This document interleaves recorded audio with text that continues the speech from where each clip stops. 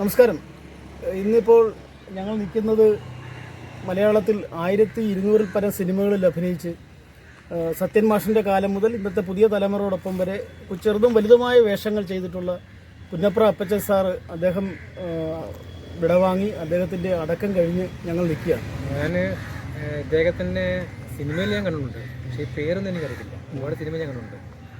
അപ്പം ഒരു ഇൻ്റർവ്യൂവിൽ ഇൻ്റർവ്യൂ നടത്തിയപ്പം ഇദ്ദേഹത്തിനോട് ചോദിക്കുന്നത് ജയൻ സാറിനെ കുറിച്ച് ഓരോ കാര്യങ്ങളിങ്ങനെ ചോദിക്കുമ്പോൾ എന്താണ് അഭിപ്രായം പറയുന്നുള്ളപ്പോൾ ചോദിക്കുന്നത് ജയൻ സാറിനൊരു മകനുണ്ടെന്നൊക്കെ പറയുന്നല്ലോ, അപ്പോൾ എന്താണ് അപ്പച്ചൻ്റെ മറുപടി നോക്കിയപ്പോൾ അദ്ദേഹം പറയുന്നത് അത് ജയൻ്റെ മകൻ തന്നെ അല്ലേ, അത് കണ്ടല്ല അറിഞ്ഞൂടെ, പിന്നെ എന്ത് വന്നത് അങ്ങനെ ഡയലോഗ് അത് കണ്ടല്ല, അത് വയറില്ല സംഭവം.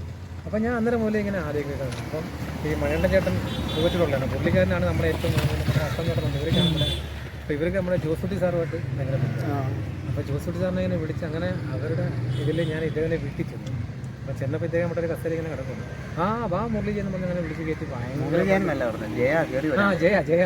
ജയ വാ കയറി വാ. ഞാനും ഞെട്ടിപ്പോയി. അങ്ങനെ ഞങ്ങൾ സംസാരിച്ച് ഭയങ്കര സ്നേഹമായി. പിന്നീട് ഒരു പ്രാവശ്യം ബസ്സിൽ വെച്ച് കണ്ടു. അപ്പോൾ എന്നെ വിളിച്ചപ്പോൾ സംസാരിച്ച് ഭയങ്കര സ്നേഹം. പിന്നെ കഴിഞ്ഞ പ്രാവശ്യം ഇദ്ദേഹം വന്ന് കണ്ടു ഇങ്ങനെ വീണ് പറഞ്ഞപ്പോൾ അദ്ദേഹം അവിടെ വെച്ച് ഫോൺ വിളിച്ച് ഞാനോട്ട് സംസാരിച്ചു.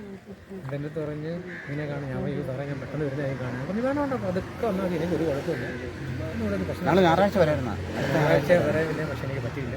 കാരണം അപ്പച്ചൻ സാറ് ഏറ്റവും കൂടുതൽ ഹൃദയത്തിൽ സൂക്ഷിച്ചിരുന്ന കുറച്ച് നടന്മാരുണ്ട്. പ്രേം നസീർ, സത്യൻ മാഷ്, ജയസാറ്. അടുത്ത കാലത്ത് ഞാനൊരു ചെറിയൊരു ഇൻ്റർവ്യൂവിലും ചോദിച്ചപ്പോൾ ജയസാറിനെ കുറിച്ചാണ് അദ്ദേഹം വാചാലനായത്.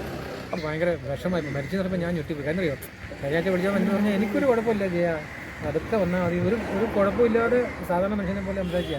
അപ്പം മനുഷ്യൻ എനിക്ക് ഭയങ്കര വിഷമമായി. കാര്യം ഒരു മനുഷ്യൻ അപ്പോൾ ഇത്രയും ജനങ്ങൾ കൂടി കൊണ്ടപ്പോഴും അതും ഒരു ഇത്രയും ആളുകളായിട്ട് അദ്ദേഹത്തിൻ്റെ ഒരു സ്നേഹവും സഹകരണം ഉള്ളതുകൊണ്ടാണല്ലോ ഇപ്പോൾ സമയത്തായി ഇപ്പോഴും ആരോടും ഈ പള്ളിയിൽ നിന്ന് പലരും പോയിട്ടില്ല, അവരിങ്ങനെ നിൽക്കുകയാണ്. കാര്യം ആ ഒരു ഭക്ഷണത്തിലായി നിൽക്കും.